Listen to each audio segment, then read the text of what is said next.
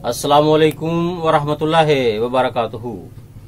दर्स कुरान मजीद सूरत हूद आयत नंबर 80 ता 84। आऊज़ु बिल्लाहि मिनश शैतानिर रजीम। क़ालू लक़द अलिमत मा लना फ़ी बनातिका मिन हक़ व इन्नका लतअलमु मा नुरीद। क़ाल लौ अन्न ली बिकुम कुव्वतन औ आवी इला रुकनिन शदीद। क़ालू या लूतु इन्ना रुसुलु रब्बिका लन यसिलू इलैका फ़अस्रि बिअहलिका बिक़ित्इम मिनल लैलि वला यल्तफ़ित मिनकुम अहदुन इल्ला इम्रअतक इन्नहु मुसीबुहा मा असाबहुम इन्न मौइदहुमुस सुब्ह अलैसा अस्सुब्हु बिक़रीब। फलम्मा जाअ अम्रुना जअलना आलियहा साफिलहा व अमतरना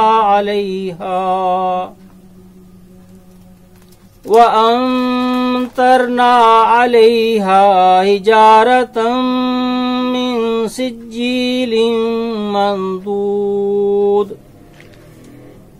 मुसव्वमतन इंद रब्बिक वमा हिया मिनज़ ज़ालिमीन बिबईद। अब इन आयात का उर्दू तर्जुमा पेश है।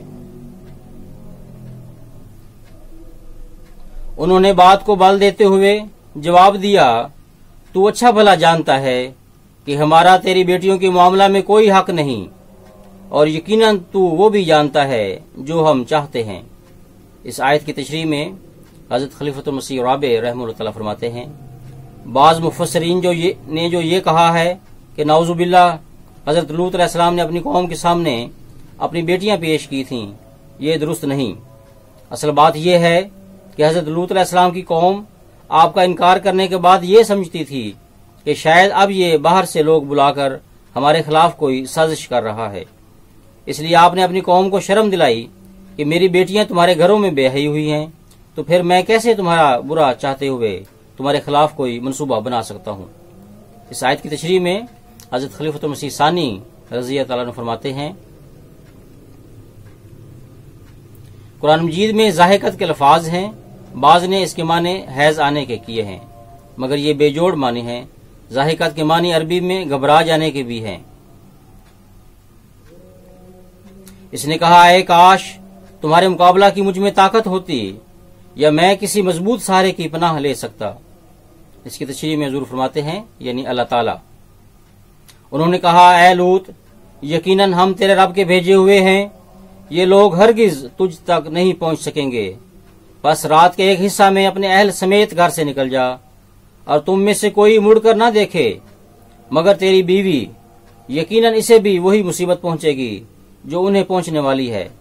इनका मौऊद वक्त सुबह है, क्या सुबह करीब नहीं है। इसकी तशरीह में हुज़ूर फरमाते हैं, हज़रत लूत अलैहिस्सलाम हज़रत इब्राहीम अलैहिस्सलाम के भतीजे थे और पहले इराक के रहने वाले थे। अब जिस जगह वो रह रहे थे वो फ़लस्तीन था और इसमें वो अजनबी थे। इनकी कौम ने उनको रोका हुआ था कि अजानब को न लाया करें, मगर वो मेहमान नवाजी की आदत से मजबूर थे। अजानब से मुराद जो गैर लोग होते हैं, मगर वो मेहमान नवाजी की आदत से मजबूर थे। जब उन्होंने मेहमान देखे और समझा कि इनको घर ले गया तो कौम नाराज होगी, तो इस पर वो गमगीन हो गए। बस जब हमारा फैसला आ गया तो हमने इस बस्ती को तहबाला कर दिया। इस पर हमने तह बतह खुश्क मट्टी से बने हुए पत्थरों की बारिश बरसा दी, जो तेरे रब के नजदीक निशान लगाए हुए थे, और ये सलूक जालिमों से बैद नहीं।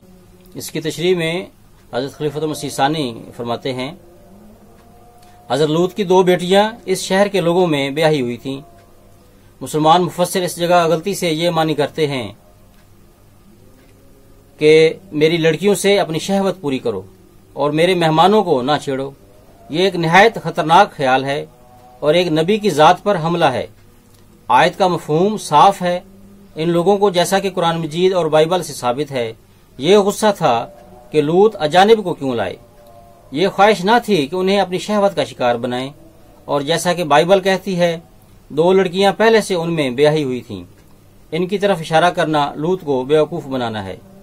لوط صرف یہ کہتے ہیں کہ ان لڑکیوں کی موجودگی سے تم سمجھ سکتے ہو کہ میں یا میرے مہمان تم سے کوئی غداری نہ کریں گے، بس خام خواہ گھبراتے کیوں ہو۔ جزاکم اللہ احسن الجزا۔